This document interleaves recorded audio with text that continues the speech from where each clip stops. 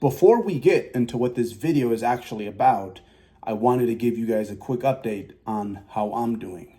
So prep is going to start on the 12th. That is roughly, about a week from today.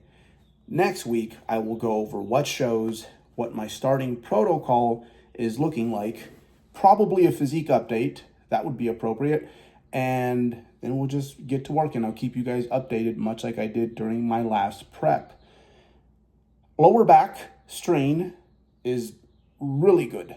I could have probably performed all the movements where that might have been an issue for me this week, but I was pressed for time. So I stayed with the alternative movements, but I really do think with proper warm-ups, had I had enough time to warm up the way you need to and, kind of being cautious with an area, I probably would have been able to perform 20% under my usual metrics.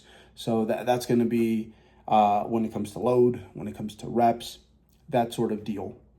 And usually with this severity of an injury, I like to go like 80% the first week, then 90%. And then the third week, finally, let me see how close I can get to my usual. And I think I'm right on schedule for that. So things are looking good in that department.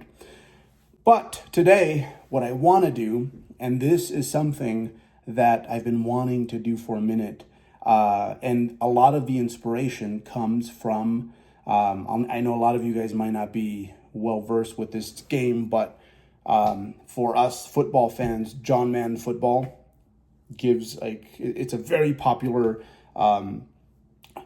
football game, NFL football game. It gives players its individual ratings across many different attributes. And while there isn't as many attributes when it comes to bodybuilding, I think we can borrow a little bit of that system, namely the 1 to 99. And that is what I'm going to do today. I am going to rate my physique from last prep.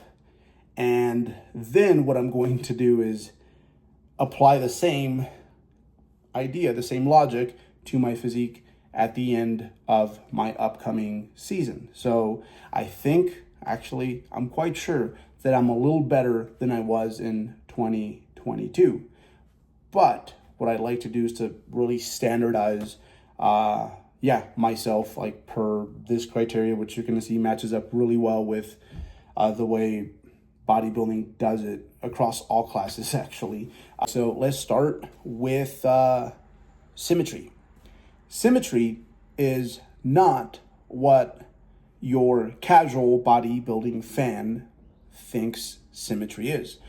Symmetry to someone just getting rolling with the sport, because they notice it. This is probably the first thing you notice on yourself, especially with guys. It's like, hey, this bicep shaped very differently, and this one's a lot bigger than that one. It's not left to right comparisons.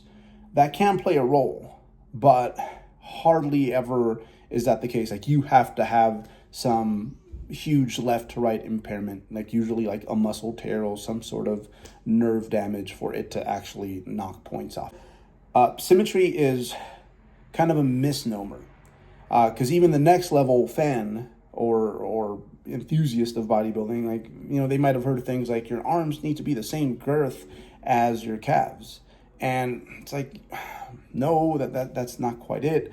Symmetry, the best way to describe it is using a term that is very popular now, and that is just aesthetic. It's whoa, that's an aesthetic physique, right? It's just pretty.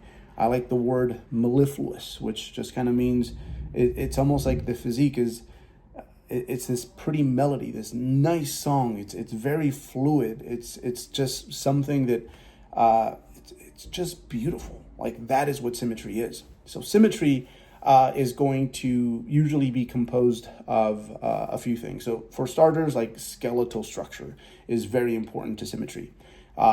So primarily your waist size. So a more narrow waist size, hip, iliac crest is usually going to just create more of that X frame, and an X frame across all divisions, super important. So bone structure, huge, but it's not just the waist, it's also limb length, right? So torso too long, torso too short, forearm too long, forearm too short. It's a host of things that like you really don't have a whole lot of control over, because even when we get to the muscularity side of things, it's like, yes, an individual can be quite muscular, but are the muscles kind of like geometric looking?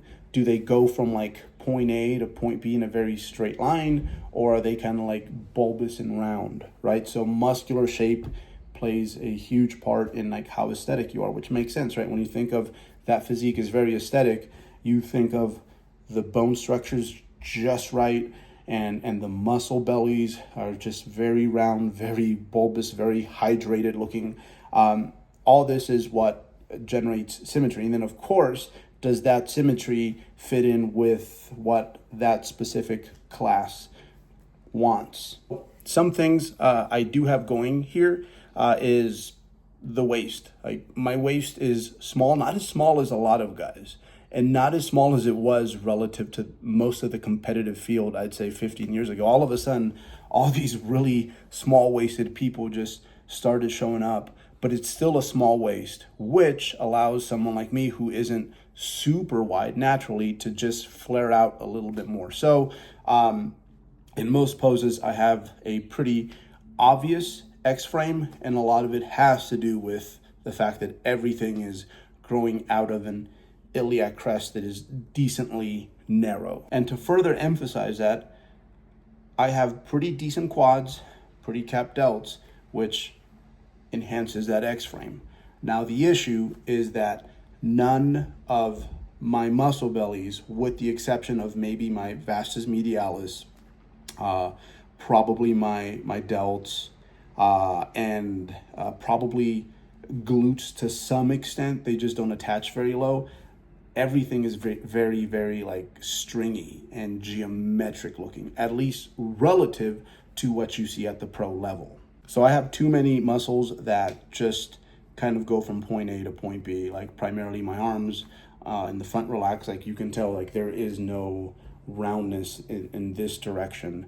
It's very up and down. It's a very simple looking muscle belly. It's not really singing a song. There's a lot of points there because realistically there just isn't a whole lot of muscle groups on me that are just full and round. So the skeletal structure is nice because it's kind of small and it makes things maybe appear to be a little bit bigger than they actually are.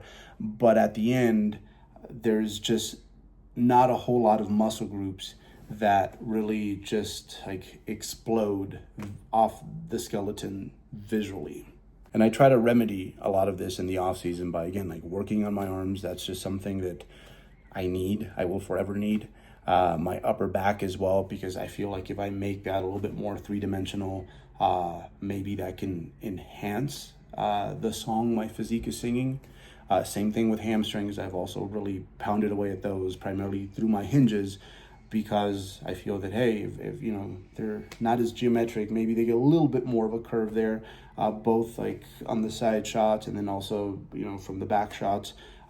Maybe that can enhance my look through the symmetry round and enhance my overall symmetry throughout all poses. Symmetry is just that important. If you're symmetrical, it's going to enhance how lean you look at any body fat level. It's going to enhance how muscular you look. Even if you don't weigh 180 pounds on stage, which is like pretty ginormous for a natural bodybuilder. So it's an important score because it does enhance conditioning and muscularity. So the overall symmetry score is going to be an 81. We'll say 50 to 99. It's an 81. All right, the next one, muscularity, super easy. Like, how big are your muscles? And to a certain extent, it kind of crosses over to symmetry a little bit in that, like, how big are the muscles that are like especially important for your class, right? So if you have these tremendous glutes, but everything else sucked or was average, you're not going to do so well in bodybuilding, right? But say bikini athlete, okay, we can work with that, right? So yeah, there is a little bit of class specificity there. Also, I'd like to add that, in my opinion, you can't have like a 99 score as a lightweight bodybuilder, because even if you're very like light because you're shorter, but again super muscular, when we put you next to someone who is a heavyweight of about average height, you're just going to look small. So kind of like in that Madden game that I'm borrowing the scoring system from, you have those big linemen. Their job isn't to like run with the ball. Their job basically is to like crash into each other and like dominate space. Those guys can't have that super fast like speed attribute. So the same thing for this. I think if you're a lightweight, I can't give you a 99, but that's just my opinion. So take that into consideration, because I am about 5'9", and I compete at about 160 pounds. As much as like the 25 FFMI thing is like seen as like there really shouldn't be any naturals that can like surpass this. Like, bro, I know natural bodybuilders that before they were bodybuilders, like they were playing soccer or something, like their FFMI was above 25. So real muscular natural bodybuilders just eat up the 25 FFMI, and I 100% believe these people are natural because I know these people quite well. So yeah, like when it comes to being huge, that's just not one of my superpowers. As a matter of fact, I'd go as far as saying that a lot of like healthy young men about my height can probably have a heavier stage weight than I. So again, this is not my gift. This is probably, I think, the biggest knock on my physique. And you combine that with what we talked about in the symmetry round, right? A lot of muscles that aren't shaped super ideally. Yeah, this is my biggest dent. So yeah, my score from a muscularity standpoint is going to be a whopping 74. All right, up next we have conditioning, which again, you have to remember this is that like every division is going to have slightly different criteria when it comes to conditioning. But I think for most people, you're usually a few pounds away from like being your best across all divisions. Like I've seen world-class bikini athletes that if they decided to squeeze their butt, you'd see some glute striations. But of course, they're not posing it that way up there. So a little class specific, but thankfully I am in the bodybuilding class, which is whatever your symmetry is, you try to max that out. Whatever your muscle size is, you try to max that out. Same thing with conditioning. You try to max that thing out. Sometimes I get way too much credit when it comes to this particular attribute because while I am lean, I think part of it is just a unique vascular system, the way I hold on to body fat.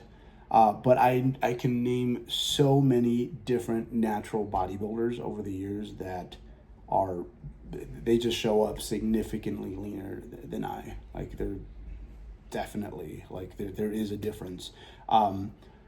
You can't tell as much because of those factors I mentioned, but nevertheless, conditioning is probably going to be my highest score here.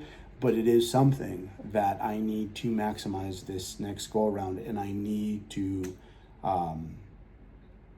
really lean on this one, I think, this year, because it's probably where I have the most potential to really stand out. Because symmetry, again, that's God-given, I think, muscularity, maybe not as much, but same thing there. And conditioning is probably the one thing you have the most control over. So one thing I really want to do this year is just, do what my friend Brett Freeman did a few years back, where, shout outs to Brett, he went from having elite level conditioning already, and he took that thing to like outer space. So I need to go to Mars this year when it comes to conditioning. In 2022, I'd say my conditioning was probably an 84, which brings my grand total to 239 points. 239 out of a possible 297 points. So I have room to improve, absolutely. And that's what I hope to do this year. 239, divide that by 3.